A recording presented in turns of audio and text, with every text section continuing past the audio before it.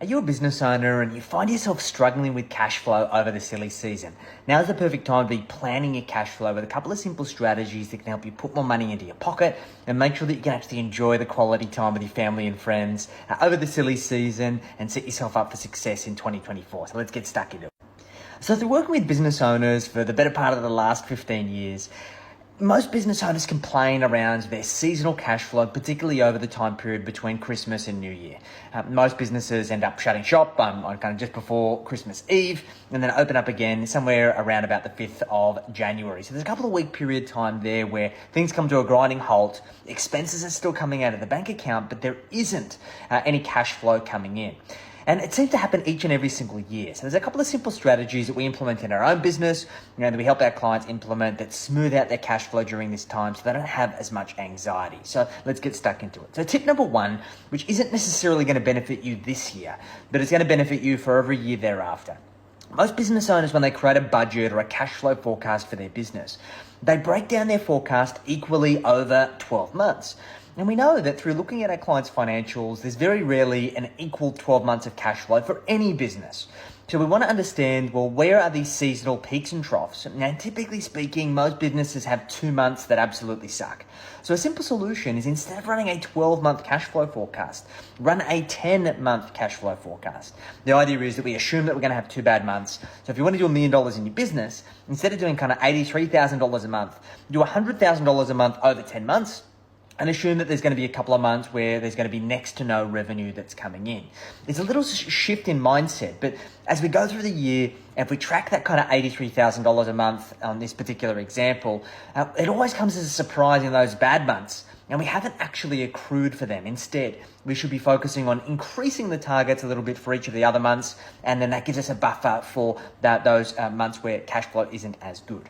2, you need to make sure you've got a really good cash flow structure. So what we aim to do for our clients is set up a series of buckets, bank accounts for their business. We've got an income account, we've got a cost of sales account, we've got a GST account, we've got an OPEX account, an owner's pay account, a tax account, and a profit account.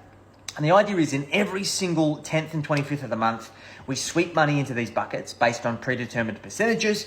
And this ensures that each of these buckets actually accumulate throughout the year. So when we get to the silly season, we've actually built a war chest that we can continue to draw from and pay bills from so we don't feel the pinch of cash flow just as much. The idea is like having a forced savings in your business to ensure that we can smooth that cash flow. And then we've got really strong cash flow, we're putting money aside, and that helps us buffer for when we don't have great cash flow. Once again, these are things that we need to put in place now that can help us in the future.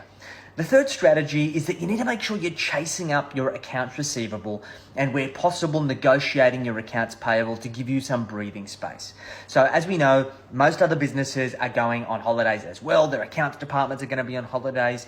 They're probably looking for opportunities to try and defer expenses through to the new year. And the squeakiest wheel is the one that gets the oil. So it's this time of year that you should be looking to negotiate with your suppliers and to get extra payment terms, seeing if they give you some extra breathing space, but also reaching out to people who have money owed to you and trying to get them to pay before they break for Christmas. Ask them, when are you guys closing out? What can we expect to get paid before that particular date?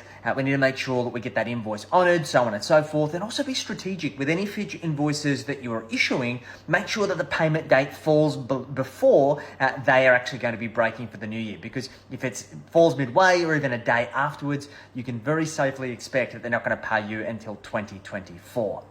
And this is a really great opportunity for you to utilize incentives and pricing changes in order to get money paid before the new year. So what we do in our own business is that we typically put up our prices by about 10% twice a year, in January and in July.